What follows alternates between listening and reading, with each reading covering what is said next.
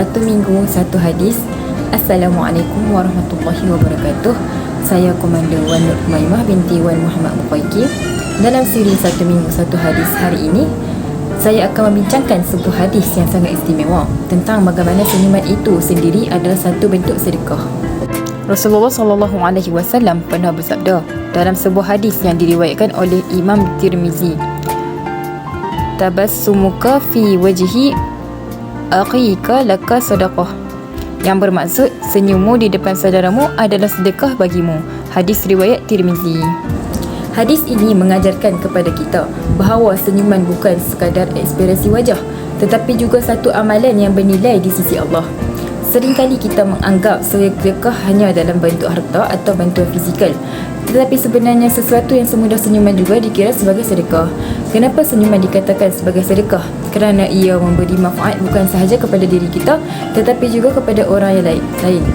Senyuman boleh menceriakan hati yang sedang berduka, mengeratkan silaturahim dan menciptakan suasana yang lebih positif dalam kehidupan seharian kita.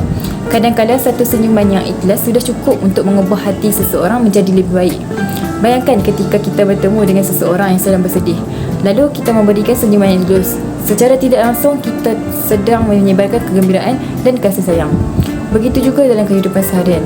Senyuman kepada ibu bapa adalah tanda kasih sayang. Senyuman kepada rakan-rakan adalah tanda persahabatan. Dan senyuman kepada pekerja atau sesiapa sahaja yang kita temui adalah tanda penghormatan. Selain itu, senyuman juga mempunyai kesan kepada diri kita sendiri. Kajian menunjukkan bahawa apabila kita tersenyum, tubuh kita secara semula jadi mengeluarkan hormon yang membuatkan kita rasa lebih tenang dan bahagia. Maka, bukan sahaja kita mengembirakan orang lain, tetapi kita juga mendapat manfaatnya. Oleh itu, marilah kita amalkan hadis ini dalam kehidupan seharian.